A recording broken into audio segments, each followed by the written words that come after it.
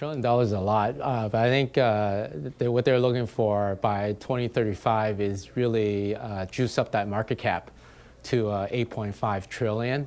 And if you look at the operational targets that's tied to it, it definitely confirms that this company is moving towards AI, robotics, robotaxi. So what are some of the hurdles that are out there for Mr. Musk to maybe eventually get this pay package? It's not going to be easy for him, and it's probably designed to be that way so that make sure the shareholders will vote for the proposal. Don't make it too easy for him. So the easy lift is really 20 million vehicle delivery. That's going to be a no-brainer, easy to get to, given that it ships about 1.8 million a year already. But the tough part is really a 50% take rate on FSD, the full self-driving, and 1 million shipments on robots. And so those are really, really tough to get. The third thing is really the EBITDA, adjusted EBITDA of 400 billion. Getting there between now and 2035. Okay, so he has a bit of time, and he's someone who will start a narrative and stay on it. You mentioned FSD, full self-driving. Where are we in that effort for Tesla? Yeah, it's still below 10%. It's probably around 5, 6, maybe 7% at the most. There is still some technological hurdles that they have to overcome, and a lot of it is really getting consumers to be comfortable with it. So take rate of 10 million subscribers with 20 million vehicles shipped.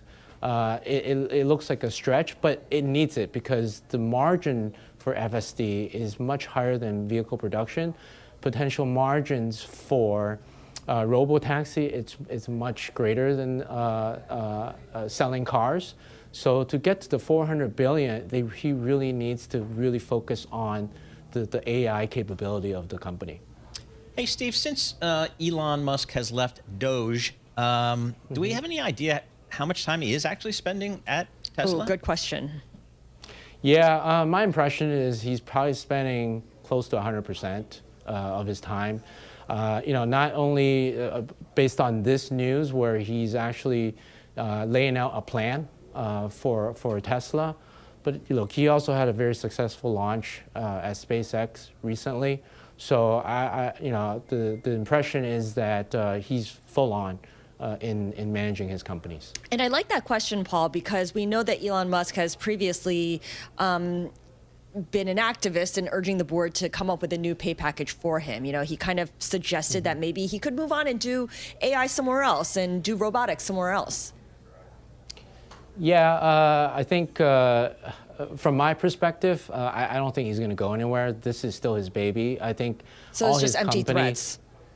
I don't want to say empty threats. There's always a possibility, but I think the possibility is very low, because this is his baby, and he's very, very passionate about AI, about energy sustainability, about sending people to Mars, and I think all of this is part of that plan.